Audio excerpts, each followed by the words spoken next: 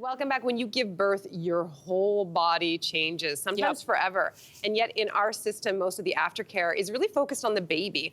While that's critical, it is equally important that mothers are cared for too. Yeah, we are the real MVPs, after all. Our next guest says we should think of moms as athletes and childbirth as the toughest sports injury around. She is on a mission to help women regain confidence and strength in their bodies. So joining us now is perinatal athletic therapist Jeanette Yee. Welcome to the show. Thank you so much. So Jeanette, I don't think a lot of women know they could see someone like you for aftercare after they have a baby. So let's just break down, what exactly do you do? So I call myself a perinatal athletic therapist because, you know, when you're pregnant, it's probably the most hardcore sport you'll ever play. So I keep everybody active, pain-free, and then after the sports injury of childbirth, I rehabilitate them back into active, healthy lifestyle. I mean, when you say it like that, it's kind of that like duh moment, right? Where you're like, of course, I've gone through this tremendous thing in my body. What are some of the common issues that people come to you about? Oh my gosh. Okay, so here's the thing. A lot of issues, people think, oh, it's just normal. So it's normal to pee myself after I give birth, or it's normal to have aches and pains here and there, and people just kind of go through it. And I see people for these, and there's education that's based on like, it's never too late. You can do something about this. And this is a result of an incomplete rehabilitation from a major sports injury, like vaginal birth and cesarean birth.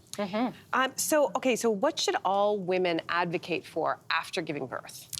Okay, so the question you want to ask your physician or your midwife is, what can help me heal best? Certainly we've got resources for the baby, et cetera, which is important. But like, what is going to help you physically heal? So ask, what's my rehab program? You know, if you have knee surgery, don't you have a 6-month rehab program? It's the same for a cesarean birth, for vaginal birth. You know, who can I see for rehab? What are my resources? What's useful even online as online resources or Instagram, social media? There's a lot of great stuff out there. Yeah, so in the absence of a physician saying that to you, what do you say that women should have in their recovery kit? If we're being a little proactive, what should women or people giving birth have in their kit ready to go? Okay, so the thing in the kit that doesn't fit is called your support network. Literally, that is the first thing. I mean, we live in this North American culture where we're not in multi-generational households. We live far from our moms and dads, right? So to establish that support network is huge. And then P.S., tell your support network that they were chosen to help, because sometimes we forget, and that kind of causes a bit of, you know, anxiety and overwhelm, and you know, it could be tough. So from a tactical standpoint, if you're asking a perinatal therapist, I would absolutely throw in a compression garment, whether that looks like an ab wrap, whether it looks like a pair of pants they look like high-waisted pants, but compression, helpful for whether you've had a cesarean or a vaginal birth, right? So those are very important things. Yeah, for sure. So you mentioned this, like 1 in 3 women actually end up giving birth by cesarean, which is a major abdominal surgery. What is critical for pregnant women to know about the possibility of a cesarean? You gotta be prepared. I mean, for me, I had 2 vaginal births, but honestly, I was head in the sand. It was terrifying, the thought of, well, first of all, what's gonna happen to my vagina? But then what's gonna happen to the rest of my body? And sometimes we're so fixated on the one thing that we don't think that there's, oh yeah, 1 in 3, those are good odds for the lottery. I should probably know something about cesarean birth. So a cesarean birth prep program is very important. That's something I talk a lot about to my athletes. Ask your hospital if they have one, and if not, there are a lot of really great programs out there. Jeanette, I think a lot of women who go through a cesarean talk about the scar afterwards, the scar, not only the visible side of it, but also above and below. This is where we can see tissues kind of bulging out, and that can be really difficult to not only, I think, psychologically wrap your head around, but also physically as well. We know that it can be tough to dress as well. It can be tender. What do you say to people who are listening right now who are saying, that's me? Well, first of all, this doesn't really have a word for it. The C-section shelf is kind of like a term we talk about, but really, if you have a tight scar in relation to the tissues above and below, scar massage is a thing.